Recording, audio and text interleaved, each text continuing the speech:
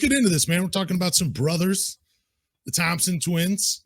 You know, they were the first, I believe they were the first twins drafted in the top 5, which is already pretty cool, but it's a budding rivalry, you know, not only just between them, but also between the Detroit Pistons and the Houston Rockets. I feel like, you know how we're saying like there's no real rivalry between the Rockets and the Pistons? I feel like there should be, because twin brothers are on the teams.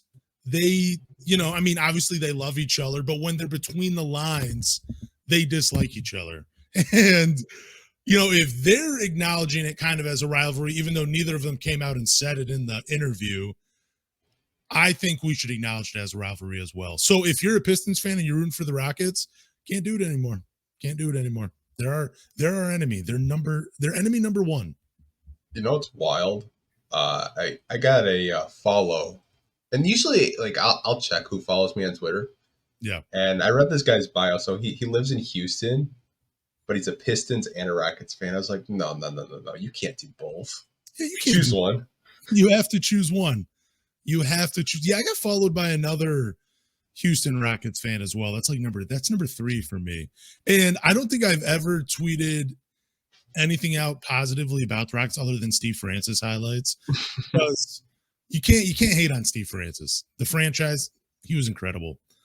I loved this article that you posted by USA Today, by the way, because when I was reading through all of their answers, you kind of get this idea that Ausar, I think he's the more competitive of the two twins. He seems to be all about basketball and, you know, winning and just getting after his brother. He was even doing it in the interview between these two. He was getting after his brother, Amen. And that was pretty cool, man. It's kind of, I don't even know. It's just, he's the more competitive one. That's all I can really say about it. And when they were talking about who's going to dunk on who first, it's going to be Ausar. There's no way Amen gets it first, right? There's no way. So, did I put the full quote in our preparation sheet? You did. I'd like to read it for everyone listening, because obviously, like, when we do have the audio, people probably don't know what the hell we're talking about. Yeah, that's true. But I think, I don't know if you can read it if you want to. Yeah, I'll read it right here. It's different. I just don't like his team, really. I don't like him, really. I don't like any team other than the Detroit Pistons. That was the quote that you posted in the prep sheet. Okay. And that's great. It really is, because even though he is rooting for his brother and he loves his brother, they're enemies on the floor, man. And he's getting after it. That's what it means. Yeah, every time I read an Ausar Thompson article, I think the last one I read was like him and his brother with their dream board.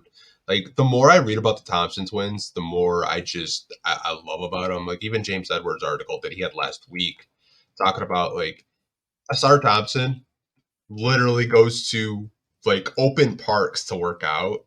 And, like, people are like, dude, like, you're an NBA basketball player. What are you doing? Like, you want to come work out. You can, like, work at the practice facility. Like, he's just a hooper to me. I hate saying that word, but, like, he's the definition of just a basketball junkie. Like, he watches film, he studies. He said he wants to get into broadcasting after his NBA career is over. Maybe he could take George Blaha's spot, but I hope George isn't broadcasting that much longer, because that would just be torture. Not only for him, but I think Pistons fans in general. But I do love George, by the way. Shout out. But yeah, man, like, I just love this kid's confidence. I love that he's saying, you know, I don't like my brother. I don't like the Houston Rockets, which I think a lot of Pistons fans actually love to hear. To your point, saying who's going to, you know, get dunked on first. It means, like, yeah, I'm going to dunk on you first. He's like, you're never going to dunk on me. You're trash. Like, basically. Like, I love that. Even this summer, saying he was going to beat the Houston Rockets by 30 in the summer league. Like, that kid does not lack confidence. And I think it's that chippiness in his edge. That's what I love about him personally. Like, I love that he's not all buddy-buddy, because there's just so many NBA players today. Like, oh, let's swap jerseys. Oh, let's follow each other on social media. Like, none of that with him. Like, he's just one of those guys that likes basketball, only likes his teammates, and he's willing to get better. So, I mean, when I read this, man, I just started laughing. There's one other quote in here too that makes me. I know that Ausar is the killer of the two because he says, "Yeah, I stole his shoes. I got the PlayStation 5. I'm pretty alpha in this situation." He took Amin's shoes. He took the PlayStation between the two. Now Amin has to go and get that stuff for himself.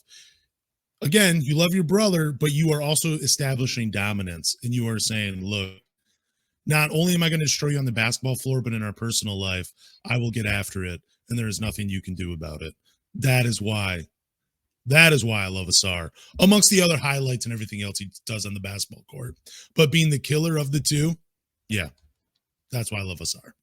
It's just like the way he carries himself too, like him and Cade Cunningham and Jaden Ivey, like they're all cut from the same cloth. Like I was thinking about this earlier, of like how Troy. I know this is like completely off topic, but Troy Weaver always says, "I'm trying to get the person right," and like I tried to think about it, like what does he mean by that?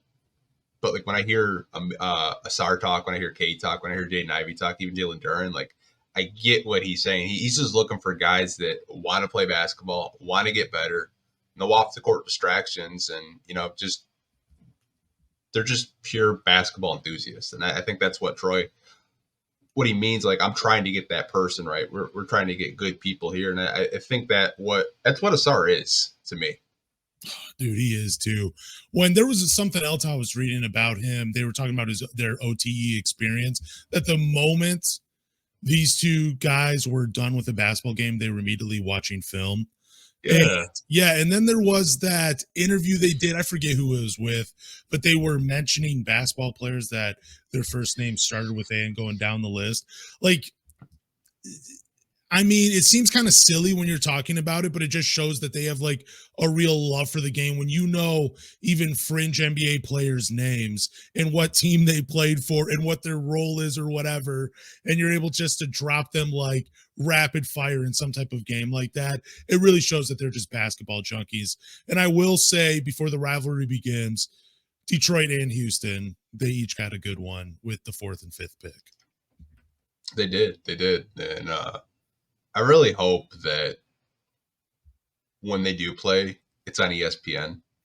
I really hope. Like, I want all the smoke. I want ESPN to just make this into like a fun rivalry. Like, because I don't really think we've had a rivalry probably since like the Pacers, the Nets. Maybe you could say the 76ers, but it seems like we're always kicking their ass. But AI used to give us the business. But like, we haven't really had like a fun rivalry in quite a long time.